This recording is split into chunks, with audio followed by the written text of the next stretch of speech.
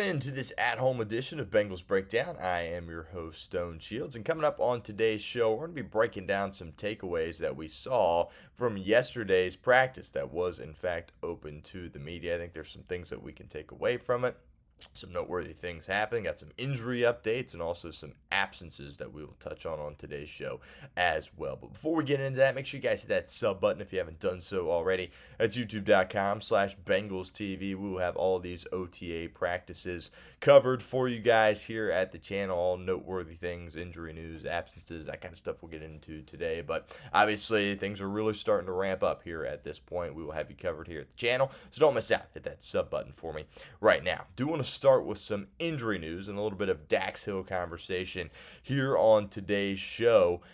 He isn't cleared for contact quite yet, but he is running and cutting, and by all accounts, he's really in a good spot as far as his recovery from that torn ACL that he suffered last season. Really, Hill was having a tremendous start to the year last year and then suffered that season-ending injury. But the Bengals' plans for Hill on defense are very large, right? They're looking for him to do a lot of stuff for them on that unit, and not just from, a coverage standpoint, but also from a blitz perspective. And also, they really like the fact that he can move around and play different positions. It's been well documented, obviously. He came in with the Bengals as a safety. Then last year, he was switched over to that corner spot. And there was a lot of questions about, hey, could Dax Hill go out there and win the job? I don't think many people necessarily expected that to be the case for Dax Hill, but he went out there, took the bull by the horns, and he was your week one starter opposite Cam Taylor-Britt at that corner spot. It'll be interesting to see how the Bengals deploy Hill here in 2025. I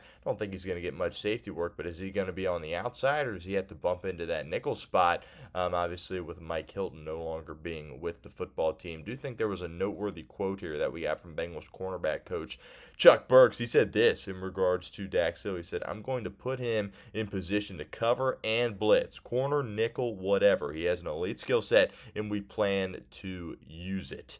And the Bengals obviously are going to take things very slow with Dax Hill, right? There's no reason to rush into anything here at this point. Obviously, coming back from a very serious injury, and the Bengals really need Hill to be one of those main guys for him on defense in 2025. I think they look at him as a guy that needs to be a leader on that defense, needs to be one of their best players on defense as well. And you can see that the Bengals, Zac Taylor, and the front office have that belief in Dax Hill because, of course, they picked up his fifth-year option. So really, the next question for me is whether or not he's going to be cleared for training camp, right? If this is going to be a situation where he's full go come camp, or is it still going to be, kind of a feeling out process with Dax Hill? Again, they're going to take it slow with him. They're not going to take any unnecessary risks. But I think the next question in regards to Dax Hill is, what does he look like come training camp, and how active is he out there on the practice field for Cincinnati? So that leads us to the pinned comment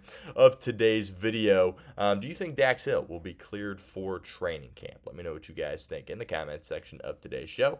Type Y for yes or N for no.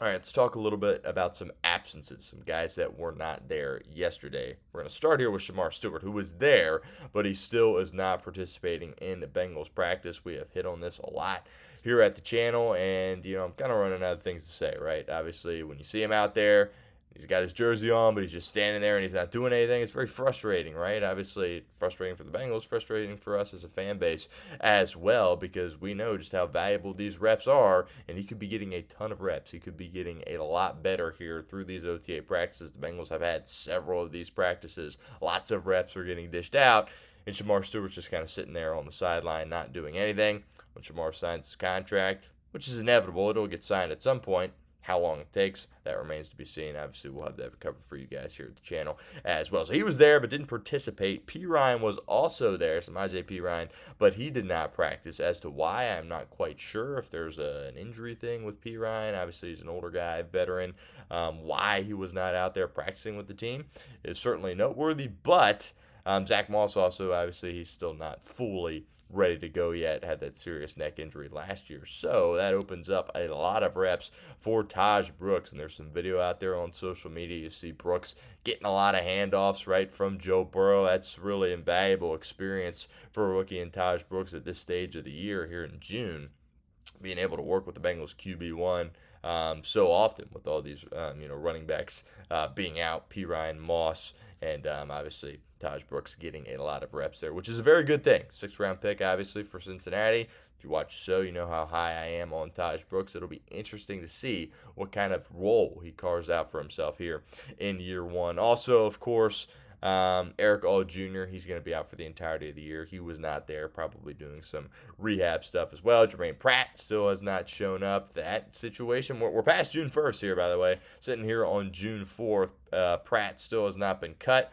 Bengals still haven't really said anything as far as their plans for Jermaine Pratt and what his future is going to look like with this football team. I would be shocked if he was back, but as this thing drags on a little bit, kind of sitting there wondering, like, did the Bengals, are they hoping to be able to hold on to Jermaine Pratt? Obviously, what they did in the draft goes against that theory, and I think common sense goes against that theory there as well. But very interesting. Pratt has not been cut yet. Obviously, he was not there.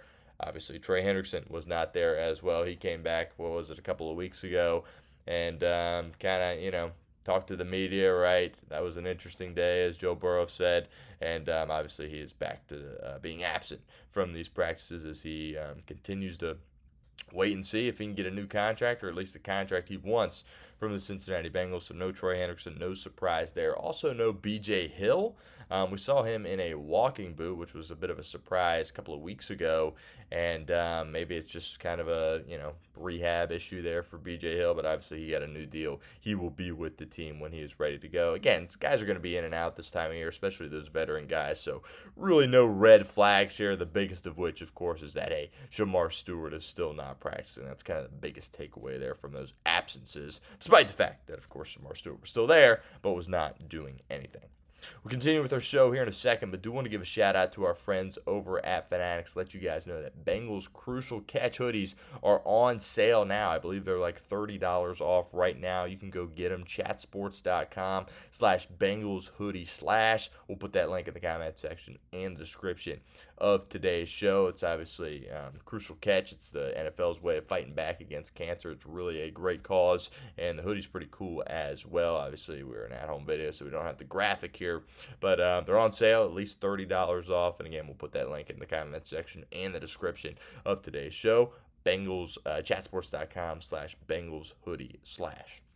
Obviously, something, if you've been on social media or have read anything that the beat writers have put out, the biggest real takeaway from yesterday's practice was that, hey, Cam Taylor-Britt was able to pick off Joe Burrow, and it really was an incredible interception. There's been some debate. T. Higgins was saying, nah, he was out of bounds, or some people saying, well, he got a foot and an elbow in, so it was good. Whatever the case may be, it was an incredible play by Cam Taylor-Britt, and we've seen him make that type of play. He has made the incredible play before, but he's also struggled to make the plays that are quote-unquote easy plays, right? Plays that all cornerbacks in the NFL should make. But obviously, yeah, the Week 2 interception against Mahomes, the one-handed pick, incredible. Not too many corners in the NFL can be doing that. And what he did yesterday against Joe Burrow in practice was pretty incredible as well. But it kind of just got me thinking, the Bengals are kind of going all in here with Cam Taylor-Britt. This guy got benched several times last year. Played bad football, right? A couple of years ago, as a rookie, he came in, you're thinking, oh, this guy's going to be cornerback 1 for you for a long time, and he's going to be a great player. Past 2 years, especially last year, kind of got benched twice there. You have your questions on whether or not Cam Taylor-Britt is going to be able to do it. You've got some, is he fully committed?